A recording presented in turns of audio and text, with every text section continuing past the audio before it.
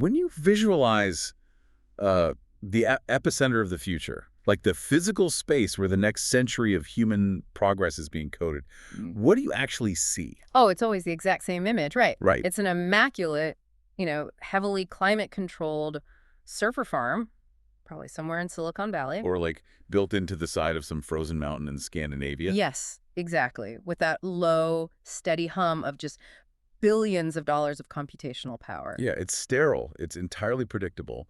The whole environment is engineered to be completely frictionless.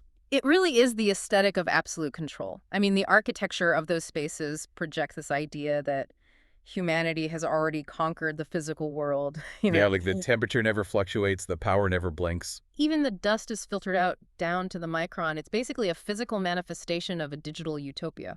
But, and this is why we're here today, the way we think about innovation based on that sterile image is it's fundamentally broken. Oh, completely broken. Because if we only look for the future in places where all the variables are controlled, we miss where the actual messy evolution of technology is happening. Right, the places where there is actual friction. Exactly. So for everyone listening, I want you to take that image of the perfectly chilled server room, hold it in your mind, and then just completely shatter it. I love that. Replace it with a narrow, incredibly chaotic street in Kathmandu, Nepal. Which is a very different vibe. Just a little bit. The traffic is moving at a crawl. It's this tangled web of motorcycles, tuk-tuks, pedestrians.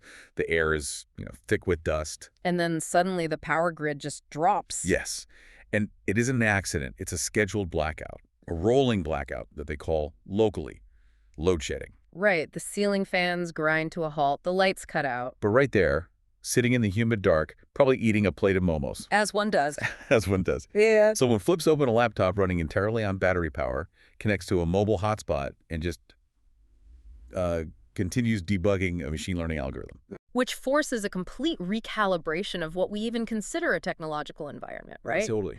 Because that collision of hyper-advanced digital ambition with the really gritty, friction-filled reality of everyday survival, it creates a completely unique ecosystem. Yeah. You aren't just coding anymore. No, you are constantly negotiating with your environment. And that negotiation is exactly what we are exploring today. So welcome to the deep dive. Thrilled to be digging into this one. Yeah, it's a great one. And the reason this matters to you, the listener, whether you work in tech or business or you're just trying to build something meaningful in your own life, is because we constantly hold ourselves to that frictionless Silicon Valley standard. When our actual reality is almost always a Kathmandu power cut. Right.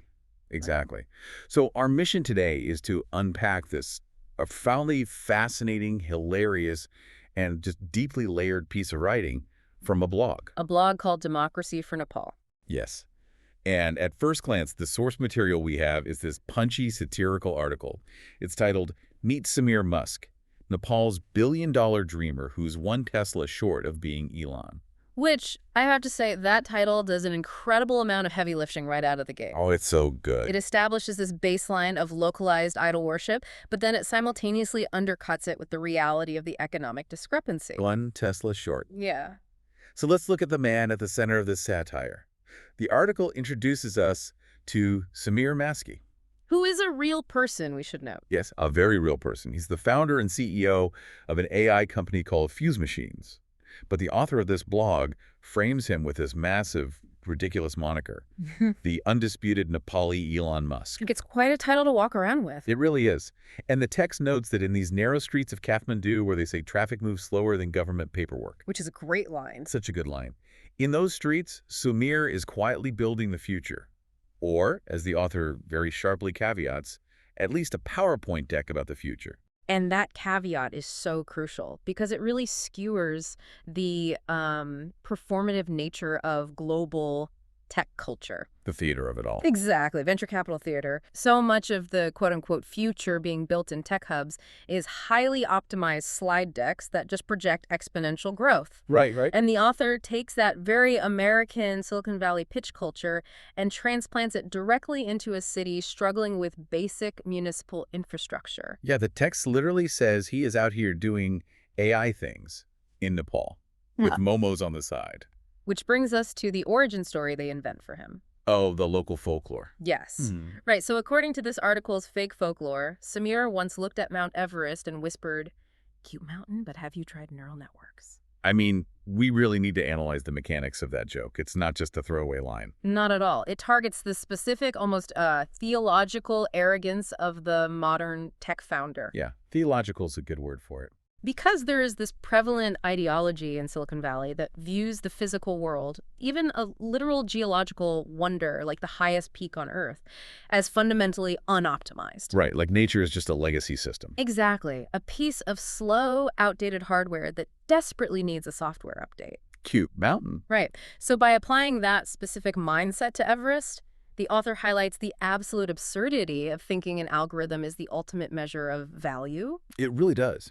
But I also think it highlights a massive generational and economic shift taking place, especially in South Asia. Oh, the uncle metric? Yes, the author points out that Nepali uncles used to have only one standard metric for success. They would ask the younger generation, will you be a doctor or an engineer? A very classic trope. Very classic. But now the text claims that vocabulary shifted. Now the uncles are saying he is our Elon Musk. Which is a huge paradigm shift. I want to pause on this because I really think that shift from doctor to tech billionaire Yeah. represents a complete rewiring of cultural risk tolerance. It really does. I mean, historically, in developing economies, the mandate for the middle class was absolute stability. Right. Avoid risk at all costs. Because the goal was to secure a position insulated from economic volatility. Medicine, civil engineering, these provided tangible, indispensable skills. Skills the state or the public would literally always pay for. Exactly. They were hedges against chaos. But the tech billionaire archetype, that represents the absolute opposite. It's the embrace of chaos. It is. It's an embrace of extreme volatility, abstract value, and just massive, massive risk. But I have to push back on the framing here, or at least challenge it. Okay, let's hear it. Is labeling someone the Nepali Elon Musk Yeah.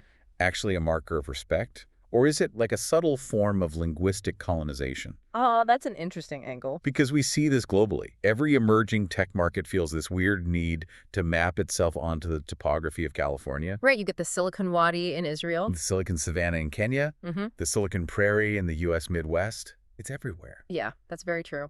So by calling him Sameer Musk, aren't we implicitly stating that local innovation is only valid, like it only makes sense, if it could be directly translated into a Western billionaire template? I think that is exactly the cultural friction the author is probing there. You think so? Absolutely. Because by assigning him that nickname, you are elevating his ambition, sure, but you are completely erasing his specificity. Right. You're losing Nepal in the process. You're creating a paradigm where the original, the authentic innovator inherently resides in the West. And the Global South is relegated to basically producing localized cover bands of tech entrepreneurship. Cover bands. Yes. Yeah. You are successful, but only as a derivative. Exactly. Which brings us perfectly to the side-by-side comparison in the text, because the author clearly understands this derivative hierarchy. They spend a significant portion of the article comparing their actual empires. And the discrepancy in scale is where this satire really finds its teeth. Let's look at the logistics they outline. It's so funny. Elon sends multi-stage rockets into orbit that autonomously land on drone ships. Right, right. And Sameer sends emails that sometimes get replies. The humor there operates on just the sheer velocity of the juxtaposition. Right. But it also functions as a really sharp commentary on bureaucratic inertia. Yeah, explain that. Well, in many emerging markets, navigating the corporate or governmental bureaucracy requires a level of precision and timing that feels almost orbital. Wow. Orbital bureaucracy. I love that. Right, getting a decisive email reply from a heavily stratified, risk-averse institution over there, that is an operational triumph. It really is an achievement. And then there is the comparison of their platforms. So Elon Musk purchases Twitter, turns it into X, and attempts to monopolize the global digital public square. He's broadcasting to hundreds of millions of people. And Sameer Musk, conversely, oversees a highly active Viber group called Fusemachines family. The contrast is just incredible. But the mechanism of communication completely changes the nature of the leadership here. How so? A global platform like X is about broadcasting dominance, right? It's about manipulating macroeconomic narratives from on high. Yeah, it's very detached. But a Viber group of like 50 to 100 local employees, that is hyperlocal. It's intimate. It's micromanagement through stickers and emojis. Yeah. It shrinks that whole billionaire master the universe trope down to the guy who just has to wish everyone happy Friday in the group chat. Exactly. It grounds him. And the text pushes this grounding into their personal lives too. It notes Elon has this multitude of children with names resembling secure Wi-Fi passwords. An obvious nod to his actual naming conventions. Very obvious. While Sameer, on the other hand, is plagued by a cousin named Elon who relentlessly asks for seed funding. Which is brilliant because it grounds the abstract wealth of the tech sector into the inescapable reality of the South Asian extended family. Oh, you cannot escape the extended You family. really can't. You cannot achieve escape velocity from your familial obligations just because you learned Python. That is so true. The social fabric just doesn't allow it. Right, because the social fabric in Nepal and across much of that region operates as an informal economic safety net. So when one node in that network, in this case, Sameer demonstrates sudden upward mobility or gets access to capital. The network reacts. Exactly. The network naturally attempts to route resources through him. The satire points out that Western billionaires can isolate themselves in these massive compounds. But a local founder, he's still expected to attend family functions and field pitches from his relatives. Which perfectly sets up, honestly, my favorite comparison in the whole piece. The prestige currency. Yes. The article contrasts how they utilize their capital for prestige. So Elon buys a professional football club to rename it, purely to troll the public. Because he can. Because he can. Sameer, however, achieves legendary status by purchasing an entire round of sell roti at a Dashin party. Which is amazing. For our listeners who might not know, sell roti is a traditional ring-shaped rice bread. It's deeply tied to Nepali festivals, especially Dashain. It's a huge cultural touchstone. It is. It's a symbol of community and shared cultural heritage. So the currency of prestige is entirely different. Elon buys a football club to exercise power over culture. Sameer buys sell roti to integrate into his culture. Exactly. But this localized reality isn't just about family parties and bread. The text actually gets very specific about what Fusemachines is building. Right, the actual product. Yeah, it describes their AI solutions as helping a local fintech startup figure out why customers only pay their bills after receiving 3 reminders and 1 passive-aggressive emoji.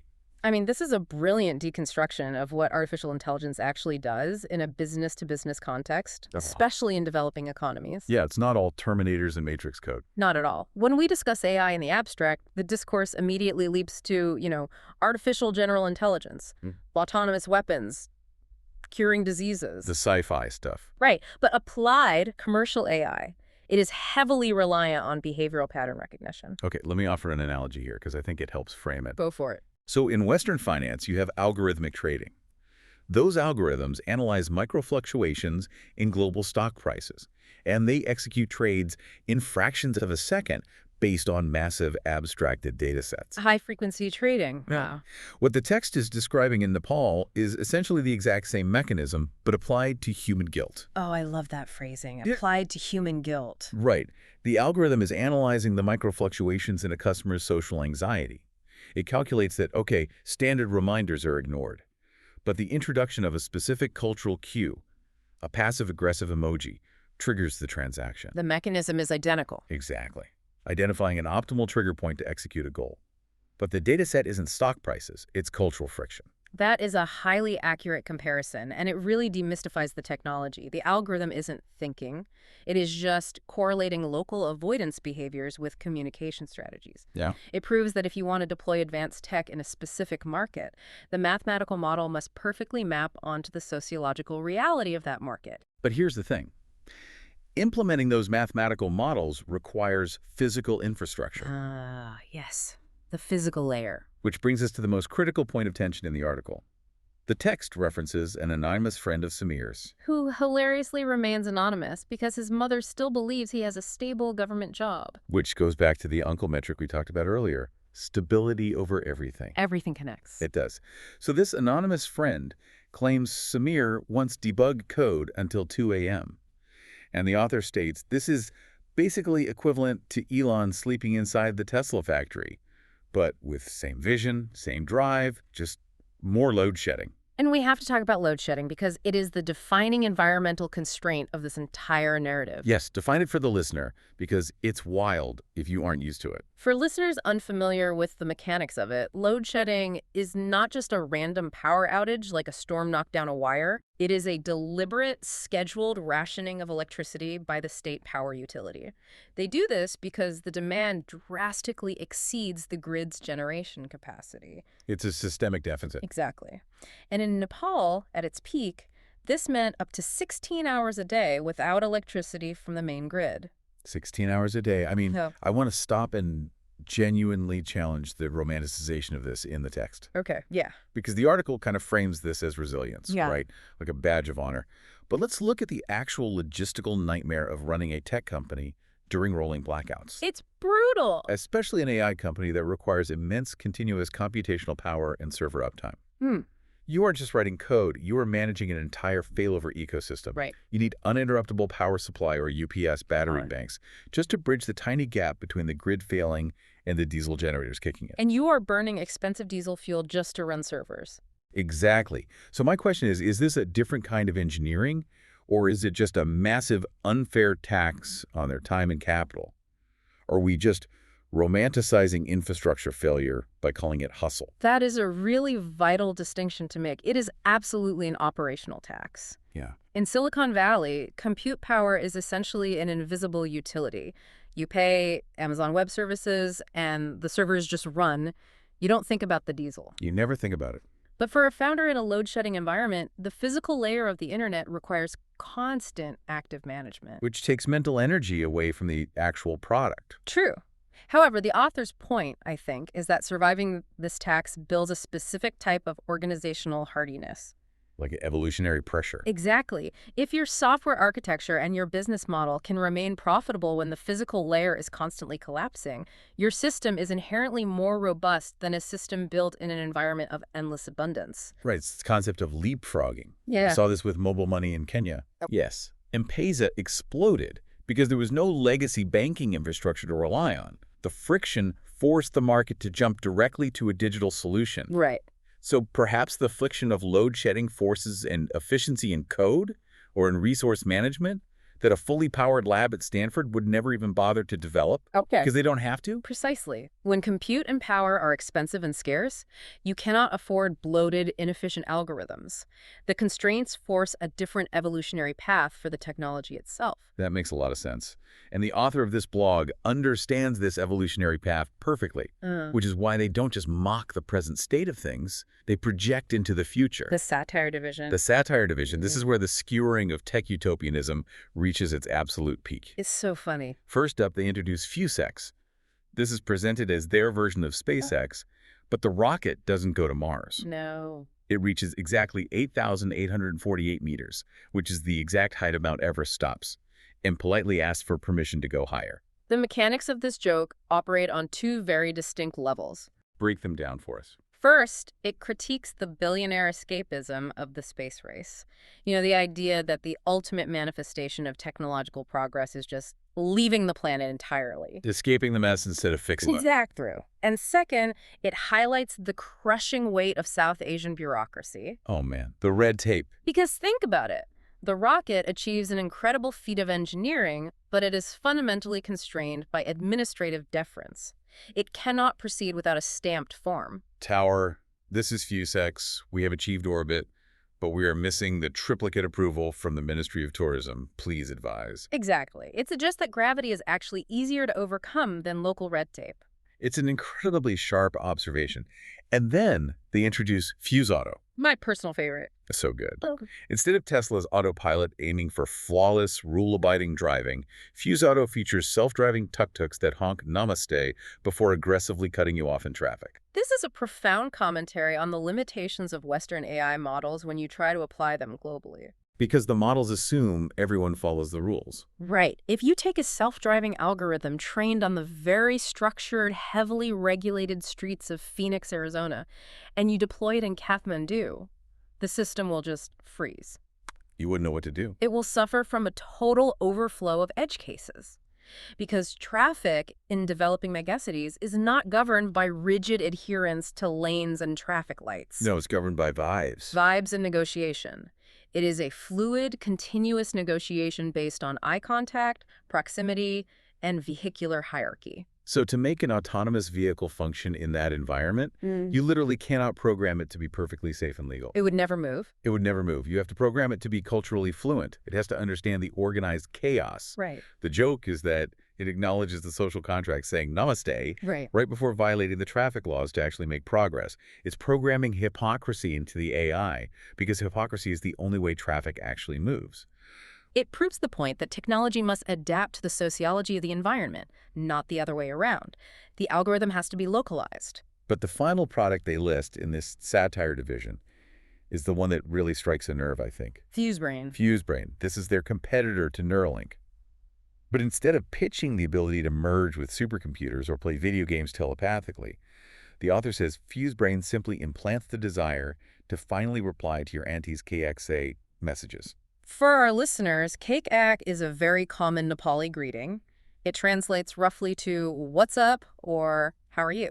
And I find this deeply profound. It really is. We have companies pouring billions and billions of dollars into brain-computer interfaces to solve these massive abstract sci-fi problems. Right. But the actual friction points in most human lives are intensely social and deeply mundane. The paralysis of having 30 unread messages from extended family is a universal anxiety. Everyone feels it. Everyone. I would argue that a microchip that simply regulates the guilt and procrastination associated with texting your relatives back has a vastly larger addressable market than a chip that lets you control a cursor with your thoughts. Oh, without a doubt. It exposes the total mismatch of priorities in global tech. How so? Well, Silicon Valley pitches solutions for a post-scarcity, post-human world.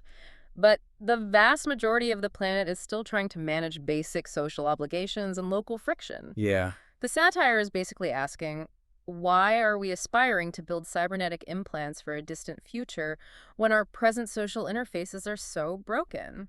That's a great question. And honestly, if we stopped analyzing the source material right here, the conclusion would be fairly straightforward. Yeah, you'd think you had it figured out. Right. We would assume the author of this Democracy for Nepal blog is just a grounded, cynical realist, a local writer taking clever potshots at a guy trying to import Silicon Valley grandiosity into a city with rolling blackouts. We would think the author's message is just, stop dreaming so big, it's embarrassing. Exactly. Yeah. But that assumption would be completely inverted once you look at the larger architecture of the blog itself. Because it is a massive architecture. Massive. When you zoom out from this single satirical post, which is dated May 26, 2026, by the way, and examine the meta-context of the site itself, it forces a total reevaluation of the text. Right, because the author, Paramendra, isn't a cynic at all. Not even a little bit. Let's look at the data provided in the source. He states in his biography that he was the only full-timer out of the 200,000 Nepalists in the U.S. to work for Nepal's democracy and social justice movements in 2005-06. Which, whether that is a literal, verifiable fact or just a rhetorical framing device. It establishes a vibe. It establishes a very specific psychology. This is an individual who views themselves as a vanguard. They possess an obsessive, entrenched commitment to the systemic reform of their home country, but from a distance. And the data surrounding his output completely supports that psychology. The blog boasts over 5.2 million page views. That's a lot of traffic. It's a huge amount. Sure. But it's the archive that is truly staggering. We're looking at a 2-decade-long chronicle of thought. The numbers are wild. Let me walk you through these numbers. Okay. Because the sheer mechanics of this output are mind-boggling. In 2006, 620 posts. Okay, almost 2 a day. Right. By 2021, 724 posts. In 2025, 821 posts. But the absolute apex of his output is the year 2015. This is the crazy part. In that single calendar year, Paramendra published 2,268 posts. The math on that is just relentless. It averages out to more than 6 blog posts every single day without a single day off for 365 days. Wow. I really want to dig into the mechanics of that because you and I, we consume a massive amount of information for a living. Yeah, it's our job. And producing that volume of written content requires a fundamental rewiring of how you interact with the world. You literally cannot have a passive thought. No, everything is content. Every article you read, every political development, every technological shift has to be immediately processed, synthesized, and published. He effectively turned his own brain into an automated RSS feed. It is the digitization of political activism, really. Tell me more about that. Well, during periods of massive political upheaval, which Nepal experienced heavily during those years, Transitioning from a monarchy to a republic information becomes a highly contested resource. That's power. Exactly. So by producing 6 posts a day, you are attempting to overwhelm the narrative. You are using volume as a tactical weapon in the attention economy. But I wonder about the efficacy of that. Like, does a reader actually absorb 6 posts a day, or does it just become white noise? That's the risk, right? Yeah, I suspect that when you are advocating for democracy from thousands of miles away, the sheer relentless noise is your only defense against apathy. You scream into the digital void continuously, just to ensure the void knows you are still there. It's a brute force approach to digital A relevance. brute force approach. I like that. And that brute force is not limited to short-form blogging either. Oh no, we haven't even talked about the books. The meta context expands even further when we look at the sidebar of the blog. It lists the books authored by Paramendra. And this is the pivot point of the entire deep dive. It changes everything. This is where the narrative flips completely on its head. Remember, we spent the first half of this conversation unpacking a satire that mocked a CEO for having unrealistic Silicon Valley-sized dreams in a developing nation. Yeah, we thought it was a takedown. But then we look at the books written by the satirist himself. The titles are this wild collision of high-level tech theory, speculative fiction, and grand economic blueprints. Read some of them, they're incredible. I'm going to read a few. Physical AWS, how the logistics cloud will reshape global commerce and ignite the age of abundance. Okay. Himalayan compute, Grand Solar Vision, Lumina AI, the trillion-dollar sun, the country of geniuses, a race through AI adolescence. And my favorite, liquid computing, the future of human-tech symbiosis. I mean, the juxtaposition is just spectacular. That's so jarring. The author is lightly mocking Sameer Musk for building a PowerPoint about AI while eating momos. But at the exact same time, the author has written multi-volume treatises proposing a trillion-dollar sun and Himalayan compute. His own visions dwarf the CEO's ambitions by orders of magnitude. Let's break down what these concepts likely mean, because these aren't just buzzwords. Let's start with Himalayan compute. Right, so we know that massive AI training requires cold environments to prevent server farms from overheating. Which is why tech giants are building data centers in the Arctic Circle. Exactly. So the author is clearly hypothesizing a future where the high altitudes and natural freezing temperatures of the Himalayas are leveraged to house the world's most advanced computational engines. Wow. He is reimagining the geography of Nepal not as a tourist destination for climbers, but as the physical backbone of global artificial intelligence. That is a staggering logistical vision. It takes the perceived geographic isolation of the Himalayas and reframes it as a supreme strategic asset for the digital age. Okay, what about liquid computing? Well, that implies a move away from rigid hardware limitations toward a fluid, decentralized processing model, which ties perfectly into his other title, The Future of Human-Tech Symbiosis. He isn't just writing about coding apps. No, he is theorizing the next evolutionary leap in how biology and machines interface. But the ambition doesn't stop at hardware, which is the wildest part. The bibliography delves into macroeconomics and, honestly, theology. Yes. Let's examine this book title, Kalkiism, the economic and spiritual blueprint for an age of abundance, and the follow-up book, The 20% Growth Revolution, Nepal's Path to Prosperity Through Kalkiism. This is a massive conceptual leap. Break it down for us. What is Kalkiism? So, Kalki, in Hindu eschatology, is the final avatar of Vishnu.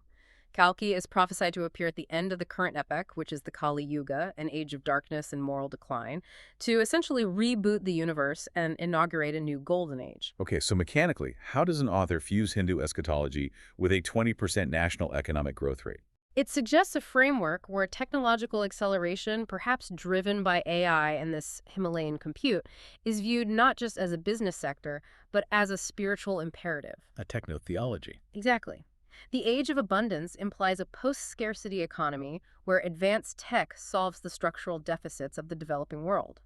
The author is using ancient religious frameworks of cyclical rebirth to explain and legitimize radical digital leapfrogging.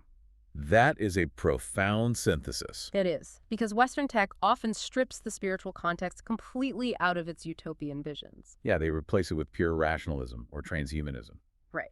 But the author of Democracy for Nepal is arguing that in South Asia, you cannot separate the economic blueprint from the spiritual architecture. They have to move together. Exactly. If you want 20% growth, you need a narrative that resonates on a theological level. Hence, Kalkism. Okay, so knowing all of this, knowing the author's written books about trillion-dollar suns and spiritual economic revolutions, how does that change our reading of the satire of Sameer Musk? It changes everything. I have to ask, is the author mocking the CEO of Fusemachines because the CEO's vision is too big and unrealistic?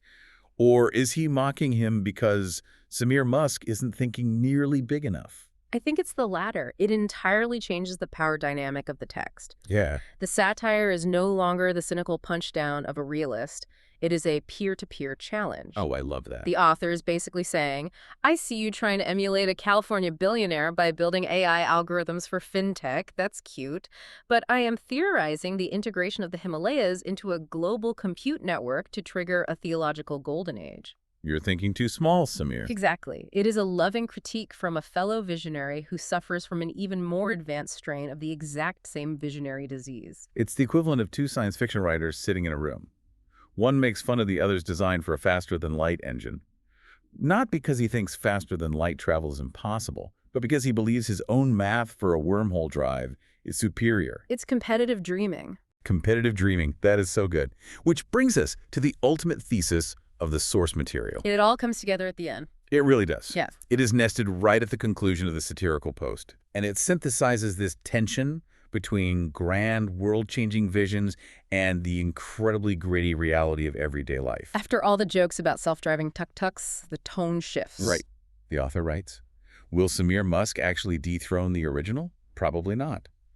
But in a country where people turn power cuts into candlelight romance, dreaming big is basically the national sport. That line right there, where people turn power cuts into candlelight romance, is the emotional anchor of the entire piece. It's beautiful, honestly. It is, because it takes a systemic infrastructure failure that could so easily be a source of endless cynicism, and it reframes it as a catalyst for human connection and adaptability. It argues that the capacity to innovate isn't a luxury reserved for the heavily capitalized and comfortable. It is an active survival mechanism. If you are culturally conditioned to find romance in a government-mandated blackout, of course you are going to attempt to build an AI empire amidst chaos. You have already mastered the art of extracting value from friction. Dreaming big becomes the national sport because your baseline reality requires a massive visionary buffer just to navigate it. And that resilience culminates in the final, brilliant visual punchline of the article. The plea to investors. Yes, the author makes a plea. Someone invest in this man before he starts selling Cybertrucks with roof racks for carrying gas cylinders. We really need to unpack the mechanics of that specific image because it is incredibly loaded. It's the best image in the piece. Walk us through it. So a Cybertruck is the ultimate physical manifestation of Silicon Valley's aesthetic, right? Right. Stainless steel, angular, bulletproof. Completely divorced from traditional automotive design, it looks like a rendered object from a video game. It's pure sci-fi. But strapped to the roof of this hyper-futuristic electric vehicle is a heavy, russety red LPG gas cylinder. And why is that cylinder so significant? Because in a region where municipal gas lines are not piped directly into homes, cooking gas must be purchased in these heavy, pressurized metal cylinders and physically transported. You literally have to haul your own fuel to cook your dinner. Exactly. So the juxtaposition is mechanically and philosophically perfect. It is the collision of the absolute bleeding edge of consumer technology with the heavy, inescapable burden of basic physical logistics. You might own a vehicle that can accelerate to 60 miles an hour in 3 seconds, but you still have to manually haul a tank of compressed gas home if you want to boil water for tea. It forces us to redefine what innovation actually means. Oh, so? Well, is innovation merely engineering a faster microchip in a sterile, temperature-controlled lab in California? Or is true innovation the act of weaving advanced technology into a chaotic, resistant physical world and making it functional? Wow. The Cybertruck with a gas cylinder suggests that technology doesn't override reality. It has to carry the weight of it. It has to carry the weight of it. That is phenomenal. And this brings us back to you, the listener. We've covered a massive amount of conceptual ground today. We really have. From Kathmandu to Silicon Valley and back. We traveled from the chaotic streets of Kathmandu to the affectionate, localized mockery of a man called Sameer Musk. We broke down the mechanics of self-driving tuk-tuks, honking namaste, and microchips designed to manage the guilt of ignoring your extended family. And we uncovered the staggering 2-decade-long archive of an activist theorizing calciism and a trillion-dollar sun. The core lesson here is about the context of ambition.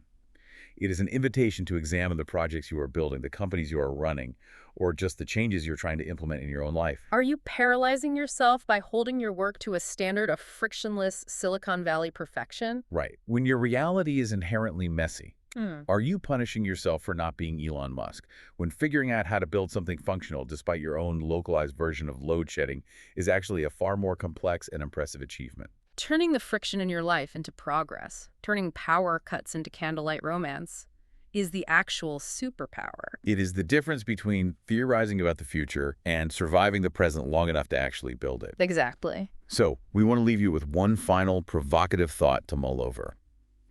We spent a long time dissecting the hyper-prolific output of this blog and its author, Paramendra. We looked at his blueprints for liquid computing and the integration of Hindu eschatology with artificial intelligence. It's a lot to take in. It is. But consider this. We always assume the blueprint for the next century is being written in those sterile, climate-controlled server farms. The places with no friction. Right. But what if the next great paradigm shift in technology doesn't come from a place of abundance?